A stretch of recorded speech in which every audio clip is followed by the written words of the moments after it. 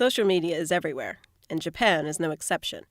Japan is one of the most tech-savvy nations, but how social network savvy are many of today's users?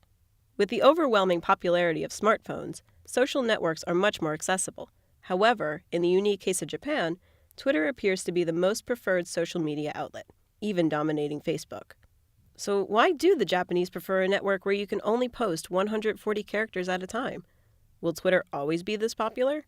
And what is the most common purpose of this platform for the typical Japanese user? To answer these questions, I surveyed a group of Japanese people between the ages of 19 and 28 who thought a little deeper into Twitter's simple purpose. So what makes Twitter so charming? Is it that cute little app icon?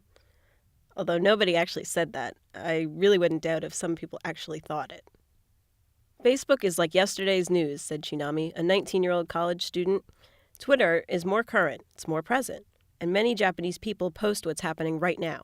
A lot of the time, I see posts of people eating ramen right now, or sitting in a cafe right now. Everything on my timeline is incredibly recent. Another participant, 20-year-old Yuki, mentioned how when looking for current news on a Google search, tweets would often show up.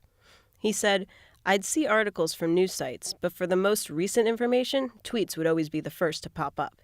I think because of the hashtag, current events are more popular. More people know sooner. With no other network in comparison, Twitter is the only social network to feature a text character limit. Another participant, Kei Suzuki, age 28, summed it up to Japan's appreciation for simplicity. He stated, less is more, right?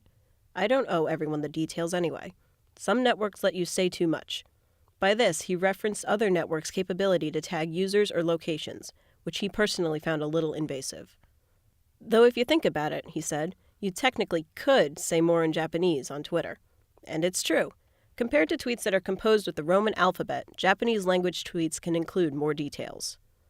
He went on to say, the Japanese like their privacy, and we all have our secrets, like ninjas. Being anonymous on the internet is a great thing. On Twitter, users are not required to use their real names or identities. This allows people behind the accounts to nearly take on a completely different persona without anyone ever having to know whom they really are. But a social network account is supposed to be, well, social, right? Right. All of our survey participants agreed that Twitter was actually an easier way to get in touch with people directly, especially those we might not even be in the same league with. Being heavily involved in the music scene, Kay answered, with Twitter, I can reply to the artists' tweets directly. You usually can't reply on their blogs, and fan pages and other places are kind of useless. I feel like this form of communication is better. They see my voice. However, on the flip side of that coin, Shinami believes that this direct form of contact on social media can have a negative impact as well. She says, some of the followers my friends have can be quite harsh. They'll leave comments and criticize on their posts, usually pictures of their outfits or makeup. I've seen it get real nasty. So is Twitter here to stay?